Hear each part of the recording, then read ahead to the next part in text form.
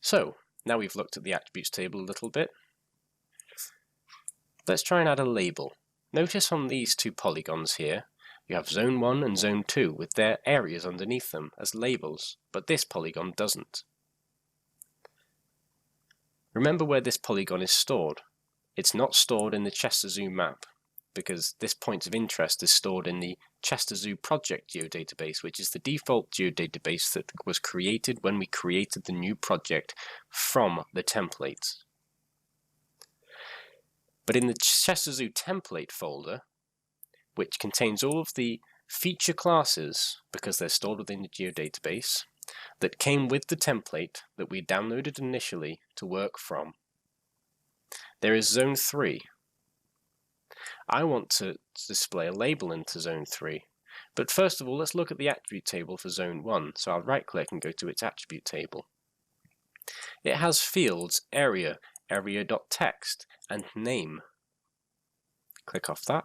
Let's go to Zone 3's attribute table.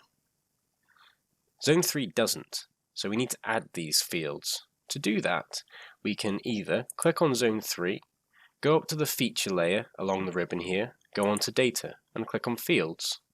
Or we can right-click Zone 3 and go to Design, and click on Fields from there. If we add some new fields, we want to add area.text and name, so I'll add two new fields. For the field name, this is the abbreviated version of the name that you want to be using for calculations or analytical techniques. I'll show you what I mean by that in a moment, but let's call this field name ATXT to signify area text. This is the alias. It's what the field will be displayed as. Notice, for instance, these feature classes. They are displayed as monorail pathways Zone 1 and Zone 2, but in the catalogue, if I open up the geodatabase for the template we're using, they're called path, rail, Z1. That's because these are the names of the feature classes, whereas these are their alias. Simple enough. So, back to the attributes table for the fields table, should I say, for Zone 3. Let's change this data type to a text field, and we only need 20 characters, just to save on some file space. We also need a field for name, of which I'll call nom to abbreviate. Name for the alias, make it a text, and again, let's just have 20 characters.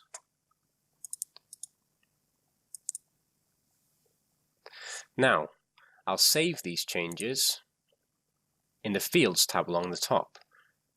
One thing to note is that this used to be called Maps, but like I said, depending on what you have selected, the ribbon will change. For instance, if I select on the map here, then it reverts back to Map, but if I select on Fields, it changes the ribbon along the top, so you have different options, and some options that you can't use anymore, like the Maps option along the ribbon.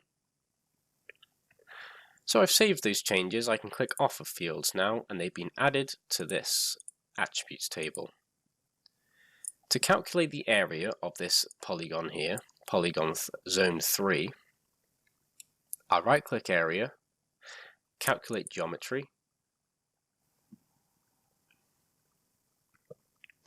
The target field is Area. Remember, the field is the column, and its property that I want to calculate will be area. The area unit will be square meters. This is a geoprocessing tool. You'll be using a lot of these if you end up using the program. Run. Good. So now it's calculated the area in meters squared. I'll copy that value into area text. Put a comma between the three values and type meters squared, and I'll name the zone Zone 3. Excellent. Now let's go to Edit.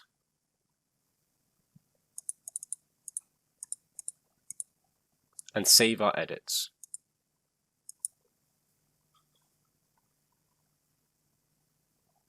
That's done. We can click off of this geoprocessing pane now because we're not going to use it. And now we have area, area text, and name. Click off of this.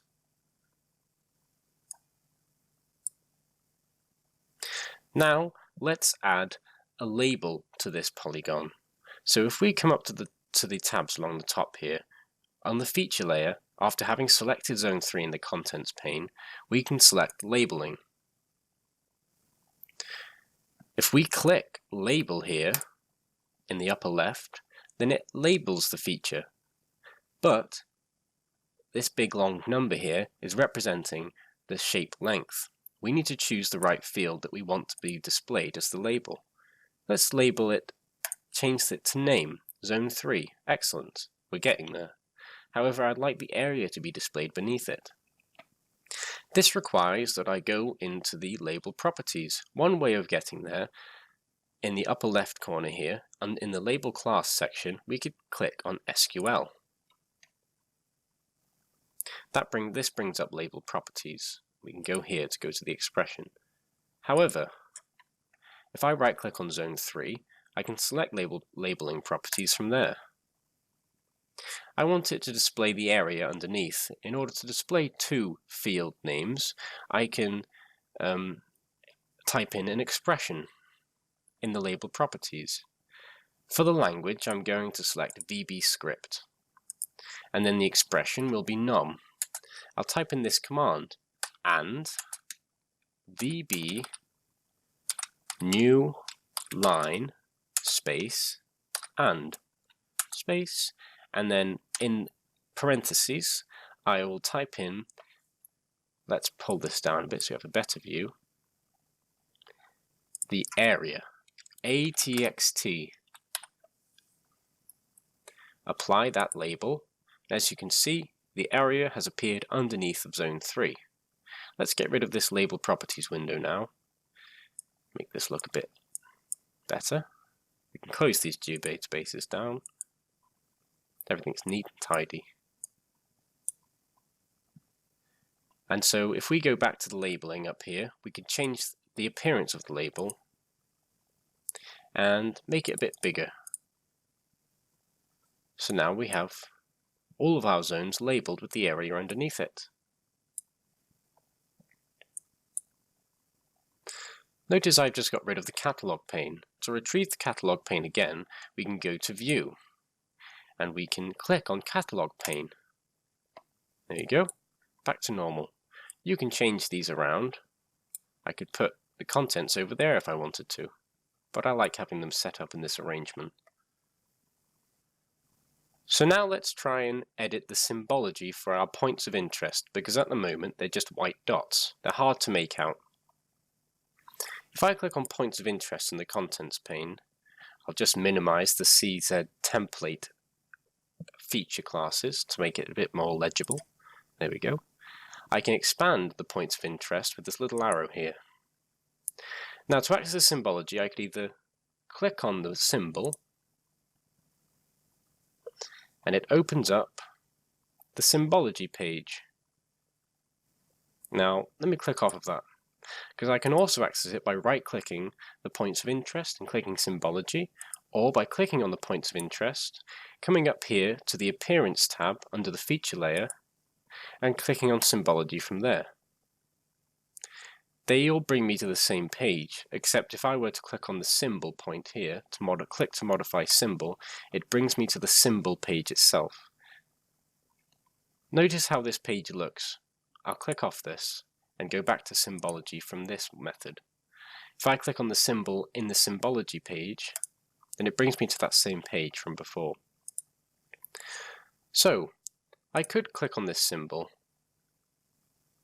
and I could change it what it looks like.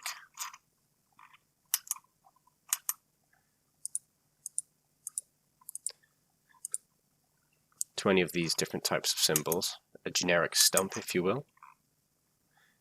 But I'm not going to do that, because instead I want to show you these different symbol types. That's to change the symbology of all the symbols on the map. But if I click on this drop-down menu here, you can have different selections to how you want the symbols to be symbolized on the map. You could, for instance, make a heat map. But I'm going to choose unique values. This means that each symbol will be categorized depending on a field that you choose. So if I choose the field of type, then each point in its attributes table has a type field, has a field with type, and each point, in fact, I'll show you. If I right-click the points of interest and go to the attributes table, you can see here that there's a field called type, and each point has its own defined type. I have just changed the field to type in here, and now it's classified all of these to different types. Let's change the color scheme. That one seems quite nice and bright. So now we've changed the color scheme of this. You can see that these points have different colors depending on what type they are. I could change it to name, but then that adds a whole bunch of fields because it names each individual one. The type is a better classification system to use in this case. Excellent, so that's that. You can go to Edit and save if you must, but we don't need to because it saved automatically when I applied the symbology. Now we've changed the symbology, let's go and try and share this project as a web map. If I go up to the ribbon along here and click on Share, it gives me various options. So let me just first get rid of this feature layer by clicking on the map, closing down this window.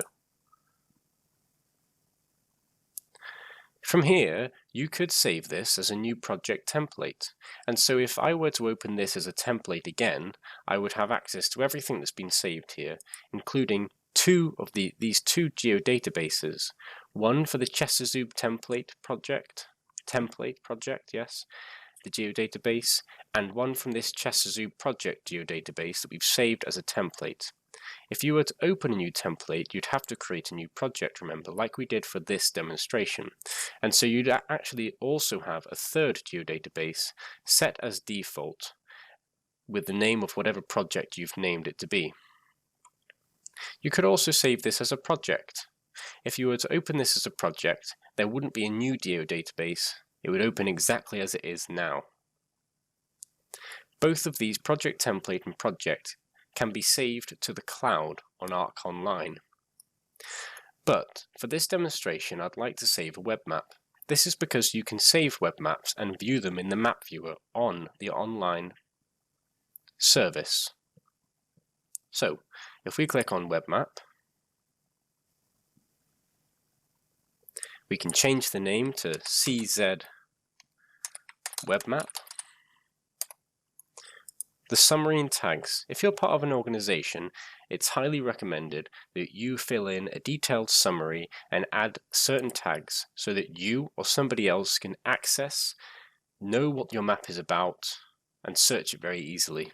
But for this purposes, I'm just going to write test for the summary and demo for the tag.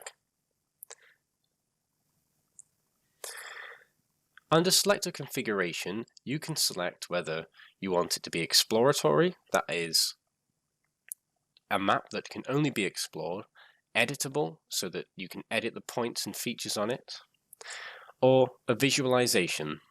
We won't cover what a visualization is in this demonstration. Let's allow it to be editable. Then you select where you want to save it. These are the folders selected on your portal. So remember, these folders are all from my portal, not on my local disk. I'm going to save it to the Chesazoom folder. Then you can select who you're going to share it with. Everyone would be the public and anyone who wants to access this map. Anyone could access it. But if I deselect that, then only my organization can access it. My organization is this string of numbers here. You can also share it with specific groups within your organization, but let's not do that for now. Before sharing, you need to analyze your map to check whether there are any mistakes, errors, or warnings. If I scroll up, you can see there are no warnings, rather there are no errors, but there are 6 warnings. Have a quick glance through these. Label expression is not supported.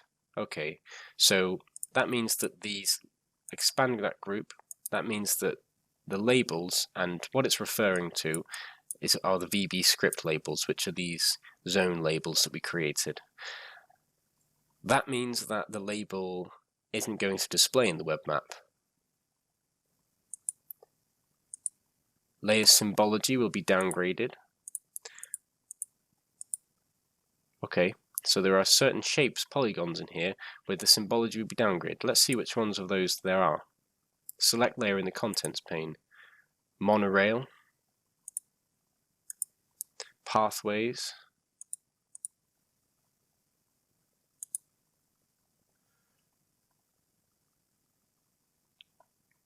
so that means those layers will actually appear different when we upload them as a web map. But that's okay, we can edit them again in the map viewer. So now that these are just warnings, we can ignore them and click Share. While this is sharing, let's navigate back to the Share tab up here. Notice this web layer option. This is if you want to share any particular layer that you've created, feature class or shapefile that is. You can share this particular feature class to your organization so that anyone else making a map can actually draw simply one layer instead of having to open up an entire template or project to access something. Once the map has finished sharing, you'll be able to click this Manage the Web Map link from here, and it'll open up the online service so you can see it within the contents page. We're not going to do that right now, and we'll go straight to the online. I've already got it open. So now we've finished here, let's click X on the Arc Pro software. Save changes to Just-Zoo project. I'm not going to save the changes to the project because we've exported it as a web map, and that's how we want to access it. But if you are creating a project, it's good to save it as a project just so that you have a backup. No. So, when you open up ArcGIS online, you can sign in, and you should have a ribbon up here with these options. If you don't see that, then you can click on your name after you've signed in and click on My Profile, and it will open up your profile with these options along the top to access. At the moment we're at home, and this is the name of my organization.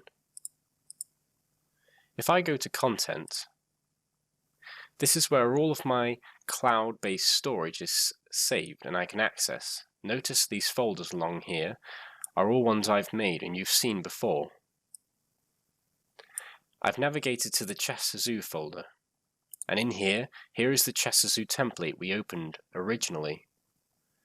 And then we created a project for Just-Zoo and exported it as a web map called CZ Web Map. Let's open up the web map. Here is the overview page for the web map. We can from here go on to various different tabs, or we can open it in Map Viewer.